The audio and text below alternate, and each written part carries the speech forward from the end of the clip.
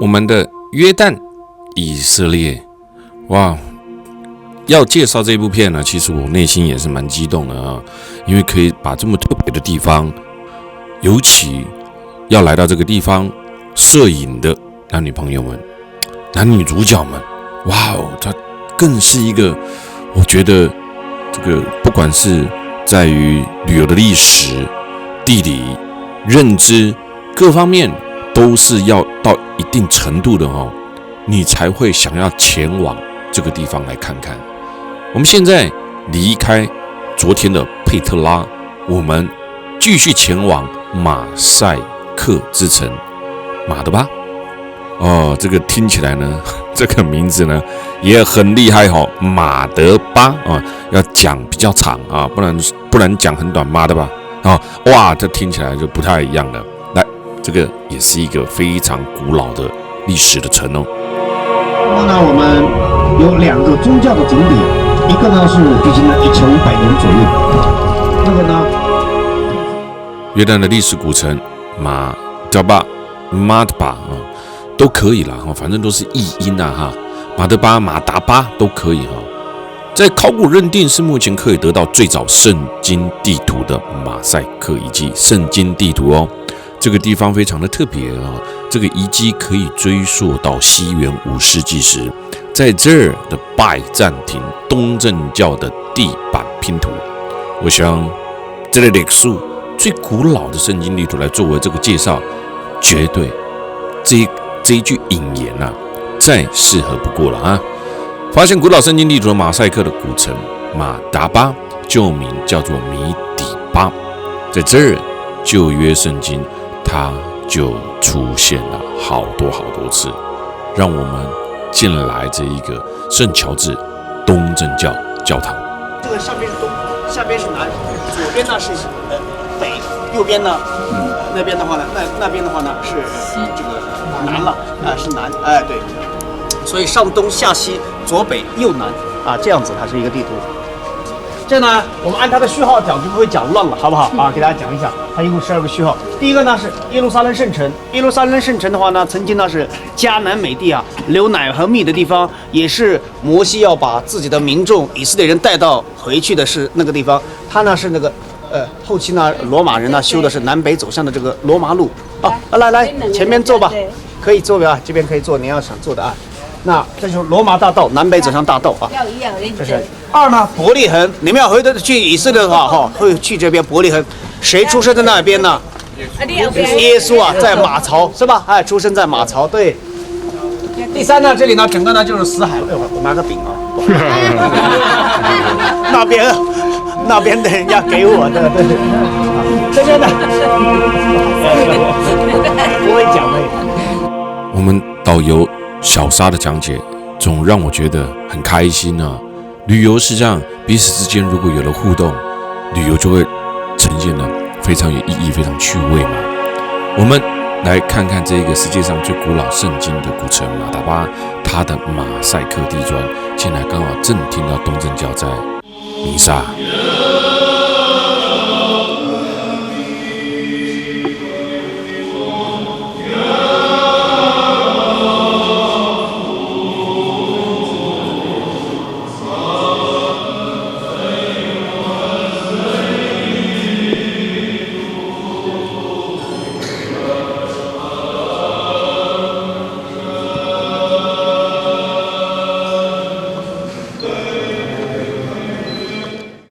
约书亚第13章说到的，约书亚摩西的继承人，他年纪老迈，耶和华吩咐他赶快分地给这个以色列各支派当时的以色列总共有12个支派，在旧约圣经的第8到第9章的经文就是说，马拉西那半支派河流便加得2支派，已接受了产业，并在米底巴的全平原。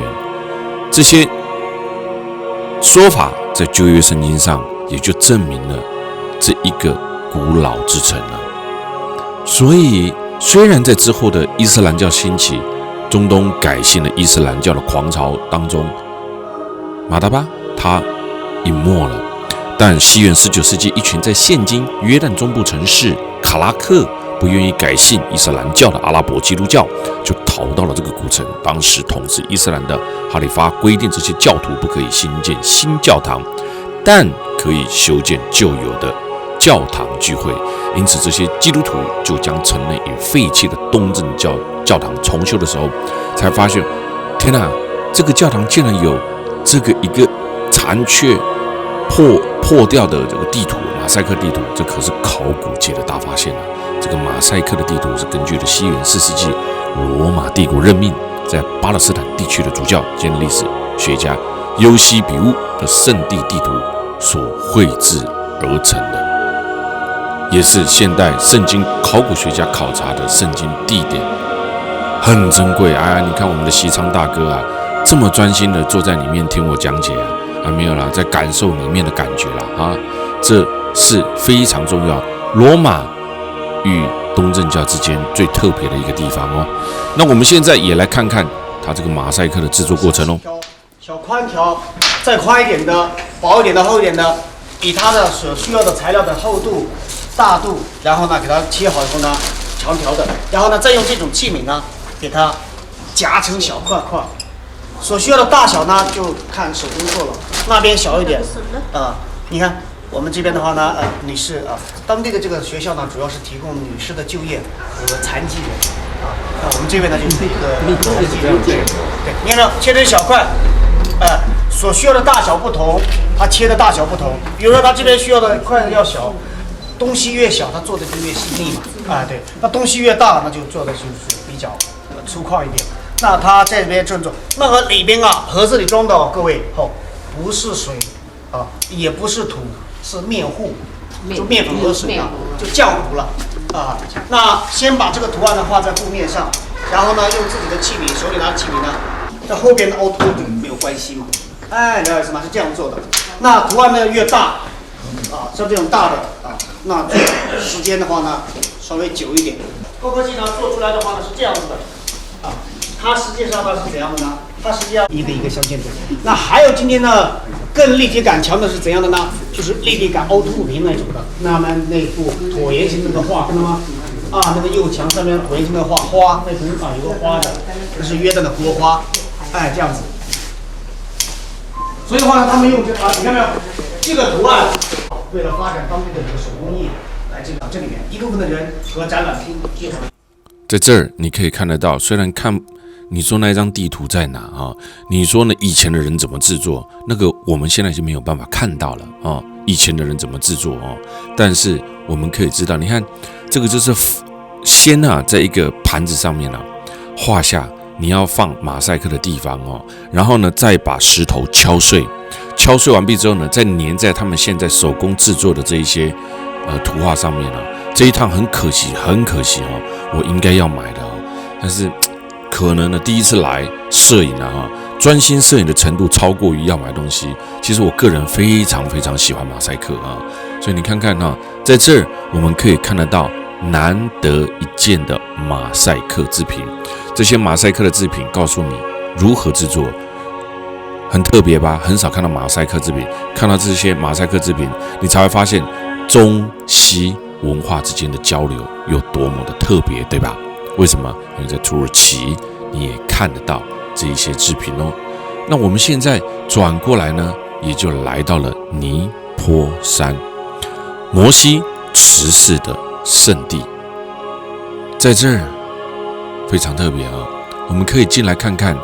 尼泊山是基督教的圣地，相传摩西带领着以色列人从埃及逃出来之后，历经了40年的流浪苦难，最后终于来到了这里。从这里传说当中可以看到上帝所说的牛奶与蜜的地方，摩西却只能看而不能到达。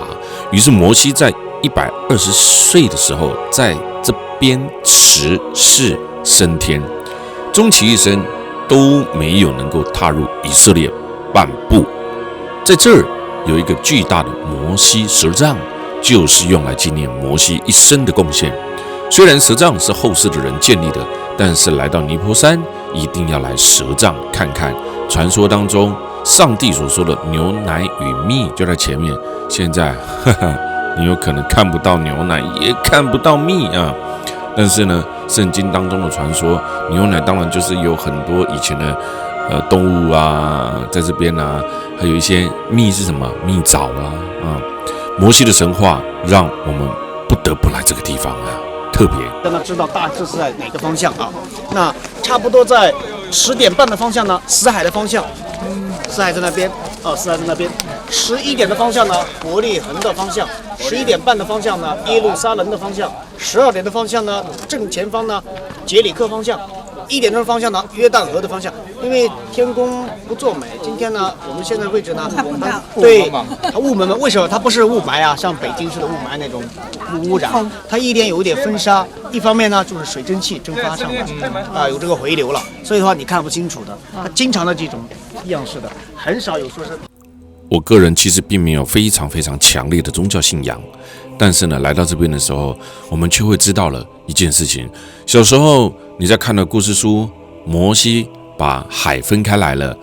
小时候你在看到了很多很多的故事，旧约圣经里面的故事，如今却有这个荣幸，我亲自来到这边来摄影给大家看。虽然我不是第一次来了，之前我就带着爸爸妈妈来过这个地方，但能够把这边更完整的记录，还有跟这些男女主角们一起来到这边拍呢，更让我觉得真的很不得了啊。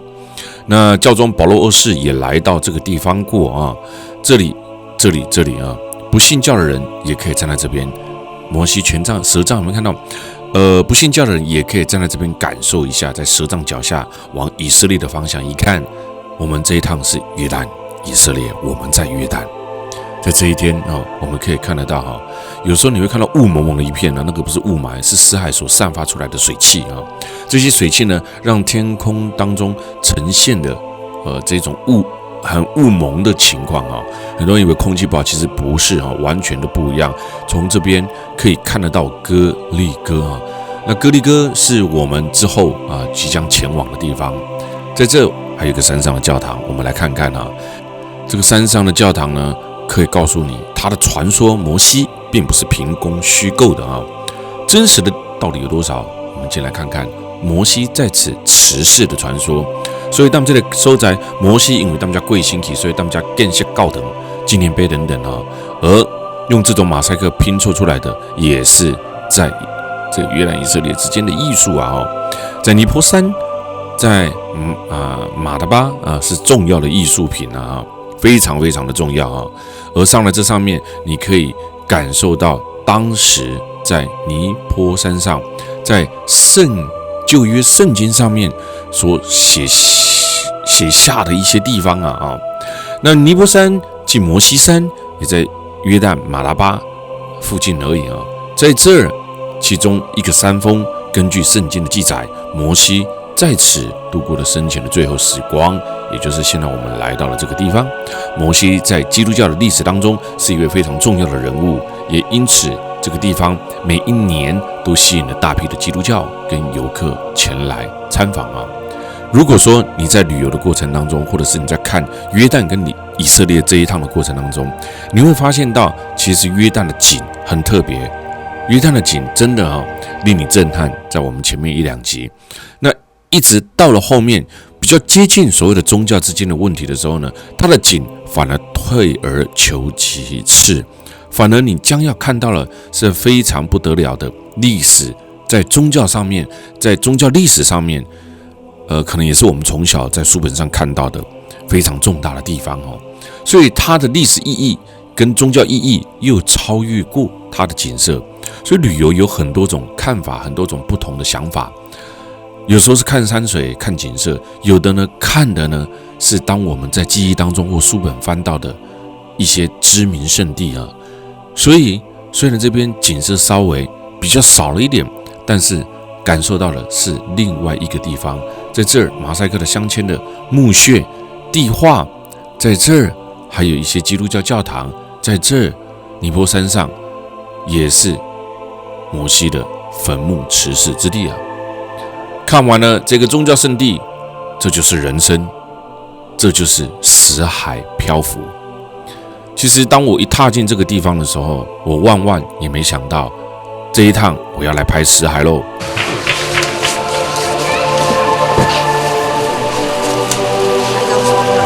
Two bucks。花行证哈，花行 only one。热拖下水哦。下水了。Please wait 5 minutes. Okay, we'll finish up. Good madam. Hello. 我们所有的人进到了这个饭店，因为这个饭店它有独立包起来的一个死海地区。我们现在在约旦的死海，这就是很特别的人生体验。你看看哦，翻烂的书，看透了各方面介绍的死海，终于，今天我们要踏上死海的旅程喽！来死海漂浮吧！你先下去，我要先照一个。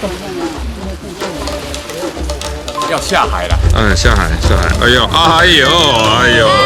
哦哟！下海了。哎，凉的。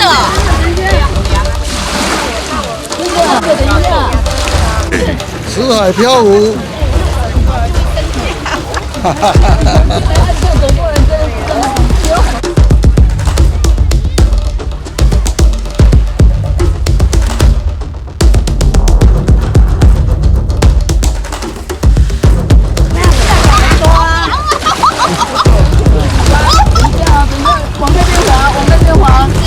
他怎么在这么浅的地方？把它亲美。漂亮！哇，这简直是！好了，可以了。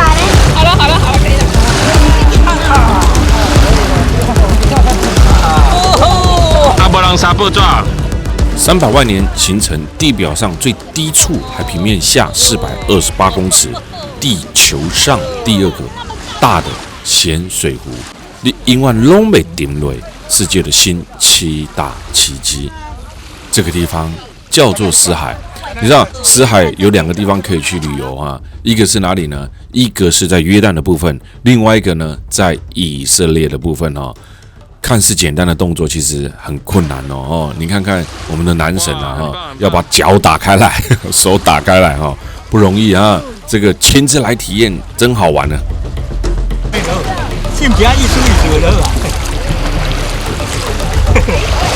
更好玩的是什么？你看，那个我们其实离岸边非常的近哦，都不敢游太远哦。那你看其他阿多啊哈，其实呢，他游的比较远哦。没关系啦，安全就好了哈。然后尤其是这些死海泥呀哈，来自死海的死海泥变成了来约旦以色列很多人高呼的啦哈，这个是美容圣品啊哈。西元前还有许多的君王呢，为了争夺死海的资源呢，大打仗啊，在这卖只要台湾的1/3，便宜啊！当然它产地一定便宜嘛，少掉的税金等等，有没有？现在呢，有志一同的开始大家呢。在这边呢，拍起了什么死海泥啊？为什么全身裹满了这个死海泥？谁说我们年纪大？谁说我们不是这个能够体验这个旅游的老顽童啊？您看看哦，这些都能够感受到完全不一样的死海的漂浮，太特别了，没有一个人沉得下去，不会游泳也沉不下去啊。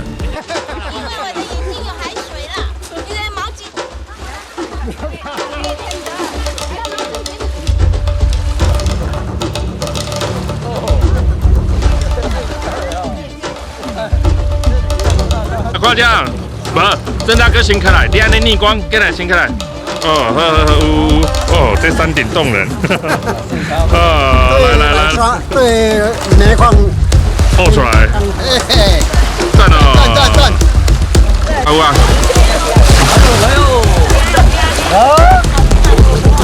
乐透。你嘛都老人家下水啊。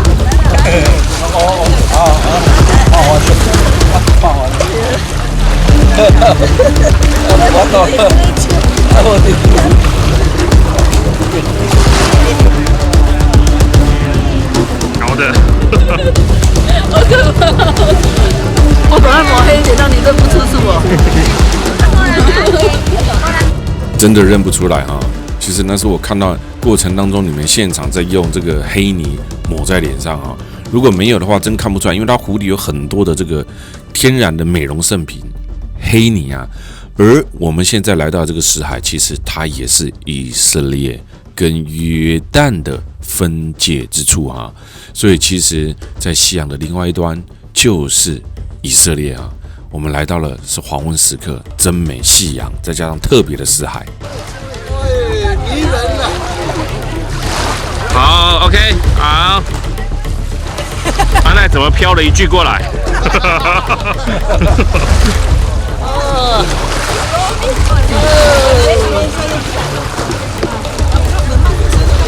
好啊！啊，主要咸口的家人呢？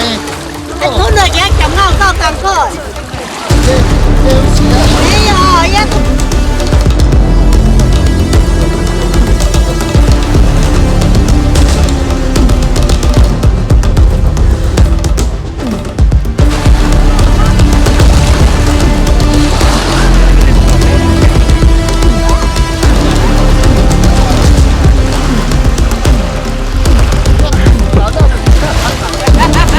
我的天哪、哪有？哎、你是全部里面用最黑的啦，马上夺冠，真的。而且敏丽一定不想用，才给人家用那么久，对不对？哎呦，这个也是啊，哎呦，完全认不出来啊。我洗洗手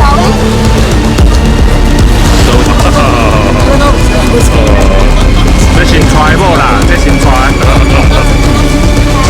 这个维修出来，维修了。每一个人比我还要开心哈，在这因为呢含盐量高达了23%到30%啊哈，越往湖底越咸啊，也因为它的咸度使得呢你沉不下去啊，它自然而然就让你漂浮起来。死海大约是一般海水的8.6倍咸，也是全世界最低的湖泊，湖面海拔非常的低，全长有67公里的死海。这个报纸都没用到。哇，很棒！这个年你都无搞，我在拿报纸在飘。现在起来了，哇，这专门捡漂流物哦。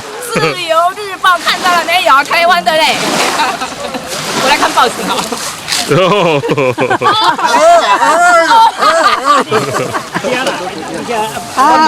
咱两个有这样的。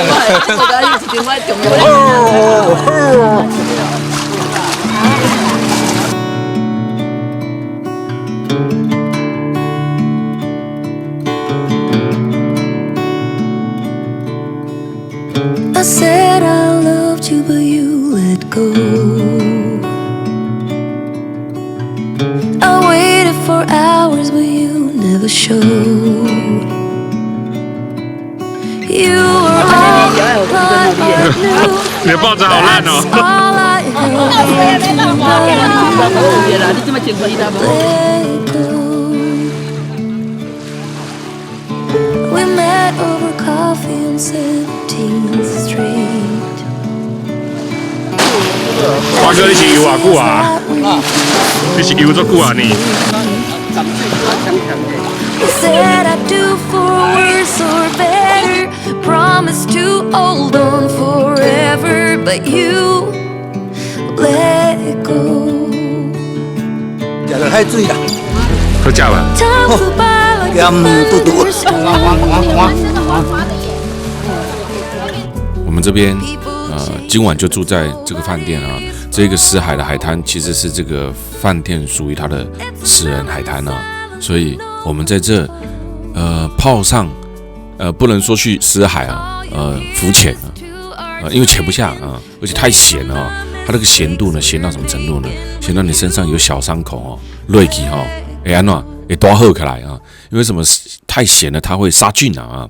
所以你脑小伤口对死海有婴儿型作咸，有时候你会说手明明都不伤口啊，你自己有小伤口你不知道，所以你下去泡的时候你会觉得那也要洗，隔天伤口都好了，天然杀菌啊。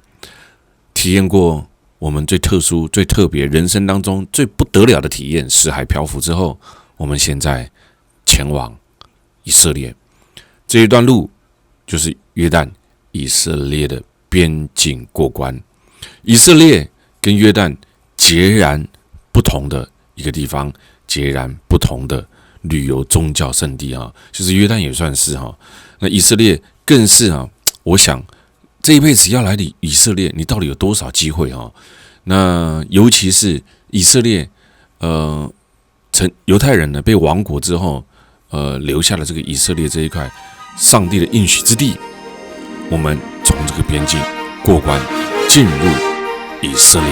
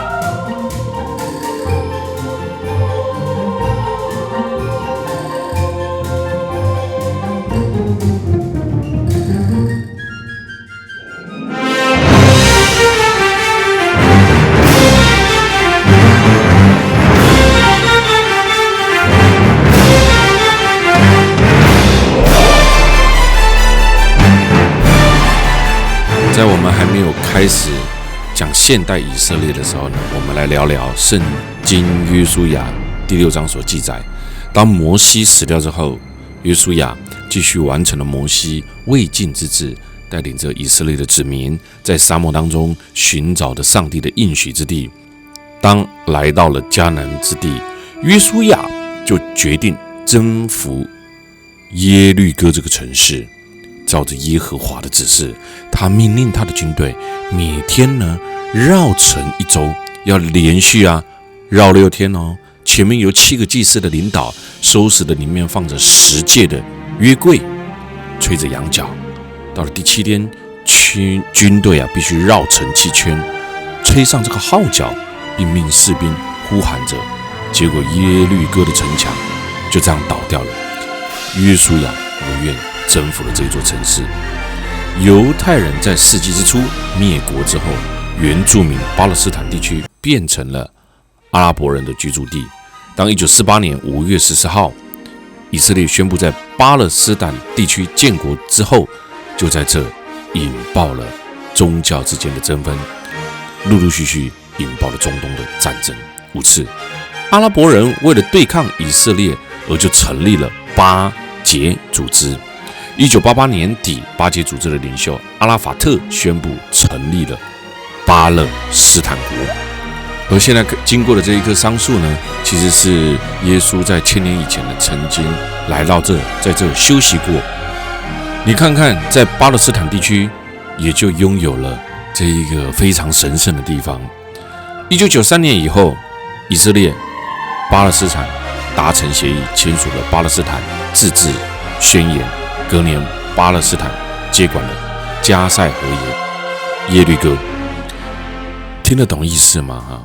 这里其实是以色列的地方，但是呢，当犹太人在世纪之初被灭国之后，犹太人再也没有国家了，所以居住在这的巴勒斯坦地区反而变成了阿拉伯人的居住地。当1948年5月14号，以色列再次宣布在巴勒斯坦地区建国之后，巴勒斯坦人认为这是他的地区，以色列人认为这是他的地区，能不能修大这到底是谁的地区？这到底是谁的地区土地到底是属于哪一个？以色列人认为万年1000年以前这就是我在的地方。对呀，你现在告诉我说这是你的，你看这上面都是朝圣的那巴勒斯坦人认为是说呢，我们也住在这边呢，凭什么说是你的？那到底要论这是谁的呢？很多人说这根本就以色列，你跟以色列抢但是我觉得那你更早之前难道是动物的吗？这块土地要推到万年以前是谁的？1000年以前是谁的？5000年前是谁的？4000年前是谁的？3000年前是谁的？你推展不完了。从以前到现在，每一个人都在争夺谁是这一块土地的领导者，对吧？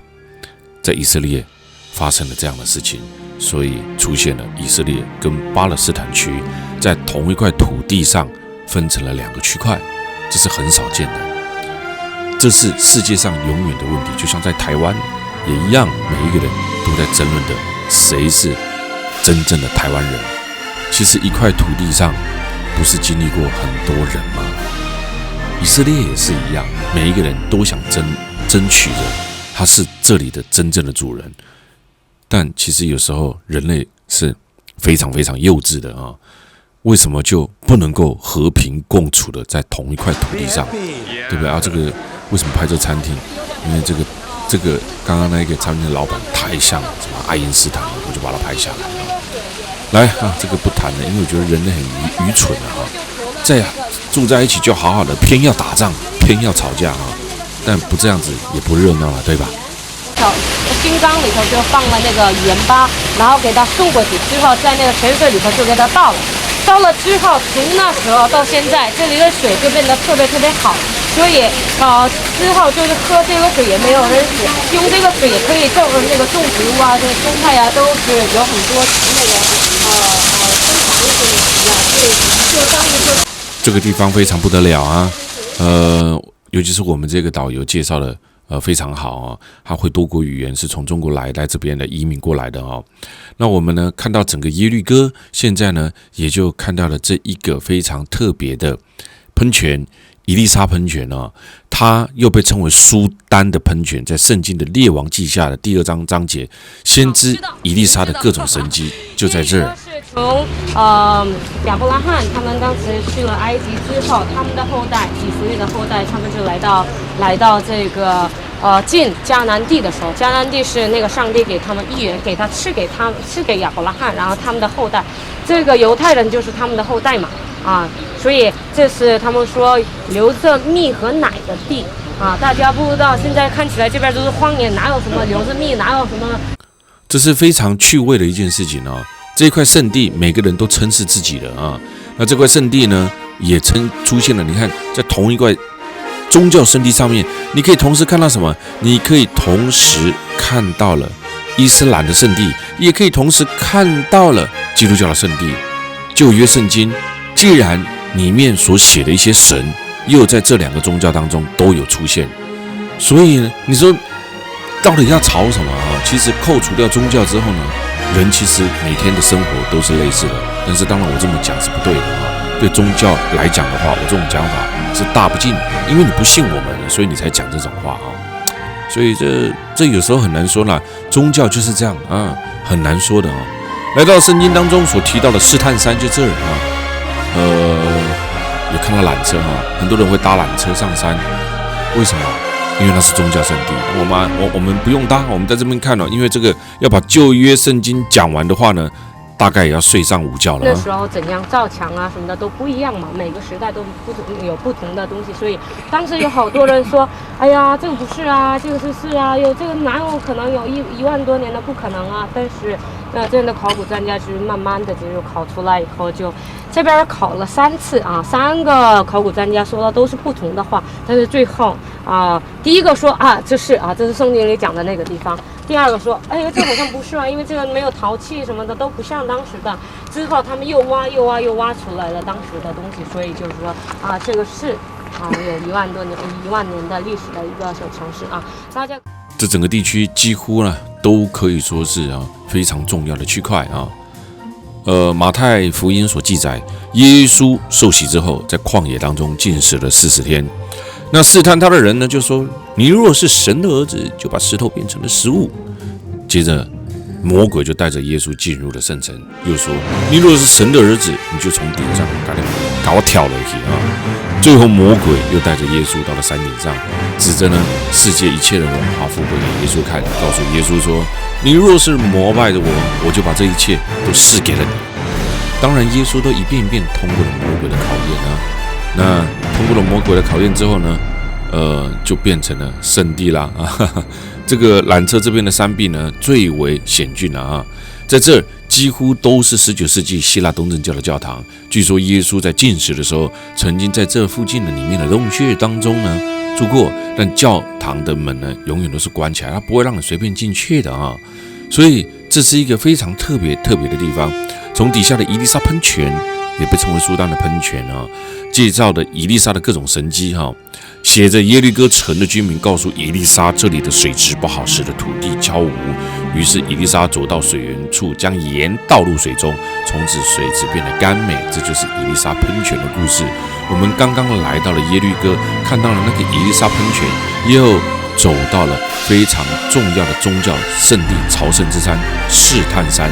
那你知道为什么叫试探吗？试探耶稣嘛，所以呢，在这儿很特别吧？尤其是我们现在进入了以色列，但是以色列区域里面又划分出这个国家来的跟伟杰的三位，等于是一国两地的地儿啊，又划了什么巴勒斯坦。所以在这很特别哦，以色列籍的司机是没有办法进入耶律哥的，因为这儿是巴勒斯坦区啊。司机，如果你不是阿拉伯籍的，你就不会；你如果是阿拉伯籍的，你就不会受到限制。但是呢，你如果是以色列籍的哈，那你就会受到限制。意思是什么呢？意思就是说，这一块区域有以色列跟巴勒斯坦区。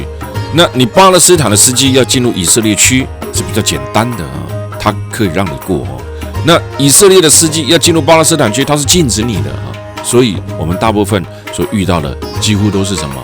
巴勒斯坦阿拉伯籍的司机啊，因为他可以通行两边嘛，那这里就是很头痛的地方了。你知道，当你跟这个巴勒斯坦籍的司机在配合的时候呢，头非常的大啊，他们呢非常的团结啊，遇到彼此之间是阿拉伯籍的，是一样是这个伊斯兰的，哎呦又抱又亲哦，他管你团体有没有在运行当中，一直故意给你舔的啦啊，不管他的朝圣也好，祷告也好啊，而且呢。就是怎么样，比较呢没有纪律啊，这是很现实的问题啊。所以呢，在进来这里面的时候呢，在以色列旅游呢，司机变成最大啊，非常大的司机啊，像那一共的尊神啊，所以在过程当中呢，常常要去配合的司机啊，非常的头痛啊。尤其是呢，以色列的司机呢，巴勒斯坦籍的司机呢，他又不喜欢用 GPS 啊，常常呢。靠着呢，不知道是不是这个神给他的指示啊，他按照自己的方式去开来开去开来开去，有时候又找不到路啊。你说你很怄吗？其实换个立场想，你没来你怎么知道？来了之后呢，你发现了之后呢，你会很怄吗？不，这就是世界大不同啊。嗨，这边的水无干啊，这边的有海天一色，对，好干净啊。